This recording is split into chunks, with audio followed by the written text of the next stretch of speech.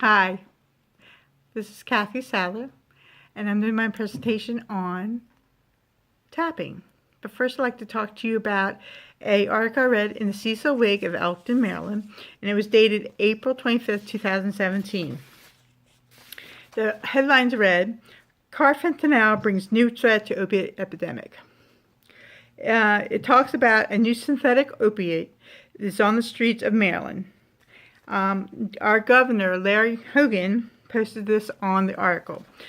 I quote, "Just 2 months ago, I declared a state of emergency in response to the rapid escalation of heroin and opiate crisis in our state. I spoke about the prevalence of fentanyl, which is 50 times more dangerous and far more deadly than heroin, causing an epidemic to spread even faster across Maryland and the entire country." The article continues to talk about it is a new synthetic opiate, and it's on the streets, and they're lacing it with heroin. And people who take this drug don't even know it was laced.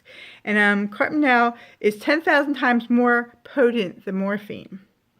And families are encouraged to have multiple doses of Narcan to reverse this. The drug is used for large animals. Vets use they don on gloves and gowns and masks to work with this drug. It's for sedation of large animals like elephants. It's kind of scary to hear that people are taking this and not knowing, and they're overdosing on this.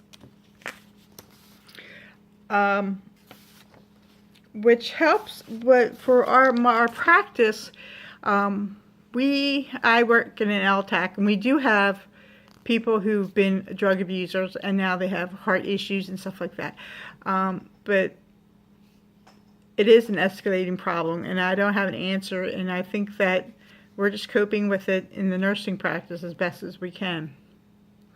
We have to be more compassionate with people, knowing that they have a drug addict problem, and accordingly adjust their pain medicine, because they do take a lot of street drugs. So their pain is longer and harder, and they need more drugs to calm that down. So my presentation is talking about tapping. And I want to talk to you about, I use tapping to relieve symptoms of fibromyalgia. You know, fibromyalgia is the pain and nerve pain. It's like a new diagnosis. They're not sure exactly how it happens. They think it might be stress-related or a trauma, and it flares up into the joints and the nerves and causes pain and depression and weakness. And a lot of people have that, and they've been taking opiates for it and things that are not really working. And they even say that fibromyalgia, there's no cure for it. So that's why my presentation is on tapping. My care plan talked about the target audience, which was patients between 30 and 50, and that's where they usually get diagnosed with. And they've been diagnosed and treated for fibromyalgia. They had side effects from opiate therapy, including nausea and vomiting, constipation, and mental confusion, liver damage, and drug dependence. And almost 80% of them tried physical therapy, exercise, moist heat, with no relief. And so most patients have not heard of tapping technique to decrease the pain or be free of pain. So the goals of learning in the learning plan outcome statement is, at the end of the teaching, patients and families will recognize new beneficial alternatives for fibromyalgia pain. And then the learning objective was cognitive. The patient will actually demonstrate the tapping technique by the end of the visit. And at the end of the visit, the patient will judge if the pain level is decreased. And effective, the patient will welcome the knowledge of alternative methods of pain relief. And the patient will express any doubt of tapping. Psychomotor, the patient will practice tapping at least once a day for 2 weeks. And the patient will perform his own tapping sessions. An evaluation technique is learning will have taken place if the patient is able to focus on the affirmations and pressure. And also, learning will take place if the patient is able to express the value of tapping. So, I want to show you my care plan and my demonstration of tapping. So, this has got fibromyalgia. Relief is only a tap away. So, fibromyalgia, like I said, is a nerve pain. And the tapping will help because it is a mind and body connection. Tapping can work for anyone. No insurance plans or copays.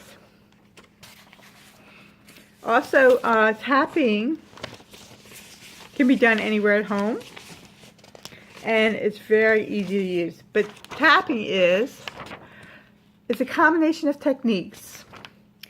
Uses the own body's energy points to bring out the own body's energy and healing power with merely a touch of your fingertips. So with tapping, there is 8 pressure points that we tap on. And I will go through that with you. And the 8 tapping points is the eyebrows, the temples, cheekbones, under the nose, under the chin, the collarbones, under the arm, and on top of the head. So the first thing you need to do is make a statement and a reminder phrase. The statement is a statement about your pain. I have pain in my left shoulder. It feels sharp and red. And then you grade it as a 0 from 10, and you say it's an 8. And then your reminder statement is, your statement is, even though my left shoulder has pain, it feels like red and sharp, I will let it go. And then that I let it go is your reminder phrase. And you say that 3 times through the pressure points. And then after that, you take a big, deep breath and you exhale and see how you feel. I will go over that with you. Let's see here. So, the first one is, I'm going to take off my glasses. And it's right by, it's right by your eyebrows. Oh, I'm sorry. I'm going ahead of myself. First thing you do is start karate chopping your arm like this, or a hand. And this is when you say, even though I have left shoulder pain that's red and hot, I will let it go. Even though I have sharp red pain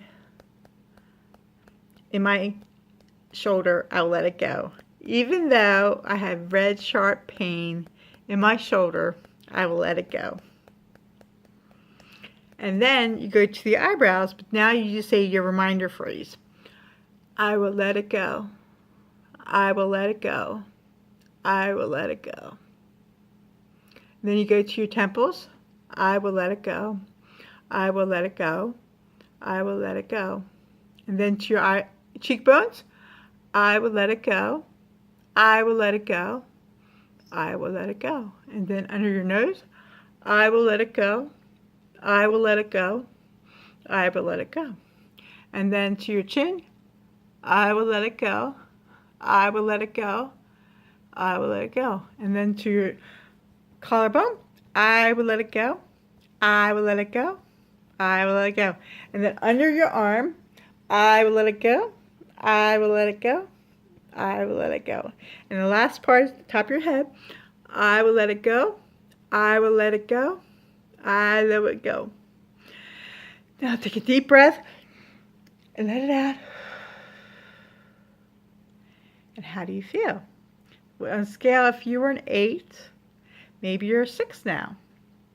This is something you can do a few times a day, and if you don't feel any results, it's a process. Things take time, and if you keep working on it, you'll see a difference.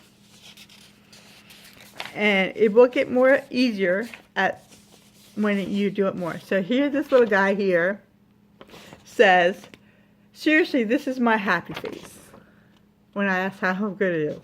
So this is the end of my presentation. I hope you enjoyed it, and sorry that it's so late. Thank you.